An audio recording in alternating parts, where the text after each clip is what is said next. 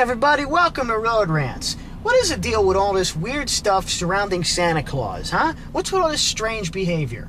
I mean, right off the bat, it's a strange proposition. A guy watches you every move you make all year round and determines if you're naughty or nice. Isn't that just every parent's dream? You better behave yourself. Somebody's watching you. I don't know about you people, but there are plenty of things that I do that I would never do if I thought somebody was watching. Like be nice to people. But anyway, we've all heard that deal before. He's more like a CIA agent than a generous old elf. But there's some other things about his behavior that I find strange too. First of all, has he ever heard of a front door? Why the chimney?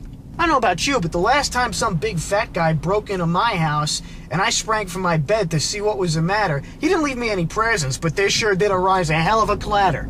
I mean, you'd think the guy would work out just a little bit if he expects to squeeze down a chimney. Especially nowadays, we don't have those big goddamn things anymore. At least most houses don't. Sometimes a chimney's only this big. And the kids aren't helping him with this whole milk and cookies deal, I'll tell you that much. Santa, why didn't I get any presents this year? Because I've been eating milk and cookies all night. I can't fit down the chimneys anymore. And what about these kids that leave them these weird cookies thinking they're being clever? You know, like chocolate cookies with raisins in them. What does he do with those? Be nice if you see a letter on Christmas morning. Listen, kid, I got some baking tips for you, okay? But the thing that I find the strangest of all has got to be all this secrecy. Why all this secrecy about when Santa's coming? You gotta be asleep or he won't come. Gotta go to sleep, gotta go to sleep, gotta go to sleep.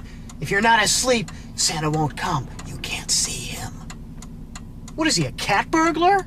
But that's not even the strangest part of it. I'm waiting for some parent at some point, somewhere to say to some kid at some time, you can't see Santa, and the kid looks back and says, Mom, Dad, I just saw Santa in the mall yesterday. Why can't I see him today, too?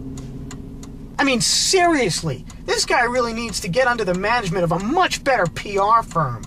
He's making all these public appearances. He's going everywhere, signing autographs, letting kids sit on his lap. Everywhere you go, he's sitting there for hours and hours and hours, letting all these dirty, smelly kids sit on his lap and drool all over him and get snot on his beard.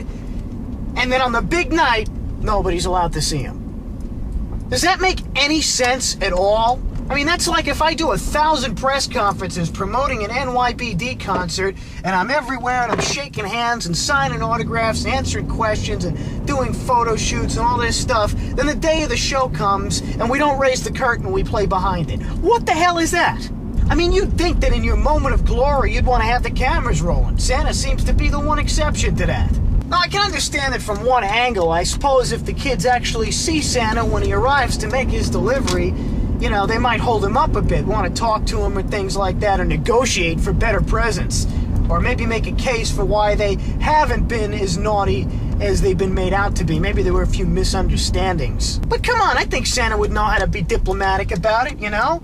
And be quick and say, look, I only got a couple of minutes. You got until I finish these cookies to make your case, and then I'm off. And certainly Mom and Dad can assist. Look, Santa has to go now. He's got a lot of other toys to deliver. It's not just you. I'm sure he could get out of there. And all I know is I was a devious little kid. And I wasn't taking this whole secrecy thing lying down. I devised all kinds of clever spring traps for Santa, trying to catch him and wake myself up while he was there. So I'd come and have a little talk with him. Like, hey, it's me, Christina Cola. You know me. What are you hiding from me for? None of them ever worked. I'll give the guy this. He is clever. But the strangest thing about all this has got to be all the imposters. And you know what I'm talking about. There are people running around all over this planet dressing up in Santa Claus suits and fake beards and all this stuff, pretending to be the man himself. And it's not like it's an Elvis impersonator impersonating a guy who you know has been dead for a long time, and all they're really doing is singing and shaking their hips a little bit. This is a guy pretending to be an ancient elf who's supposed to give out billions and billions, if not trillions of dollars in free merchandise one night a year. That is a pretty big set of shoes to fill. And I don't think just anybody is up to that task. But we got people running around all over the place pretending to be Santa Claus. Personally, I think it stinks. And yes, I have caught a few of these people myself. There are plenty of times when I go up to sit on Santa's lap and I notice a little bit of brown hair peeking out from under that hat, and I know that beard is fake. I think Santa ought to protect his name and trademark against some of these imposters, because some of them could besmirch his reputation. Last thing a little kid wants to do is sit down on Santa's lap and smell alcohol on his breath, don't you think?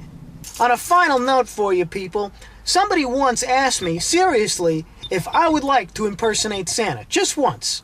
All I can say is, the last thing you want is for some little kid to sit on my lap and tell me what he wants for Christmas. Because I know me. I'll look right at him and say, oh yeah, is that what you want? Well, you ain't getting it. Because I'm that fucking mean, people. This has been Road Rants. I'll see you later.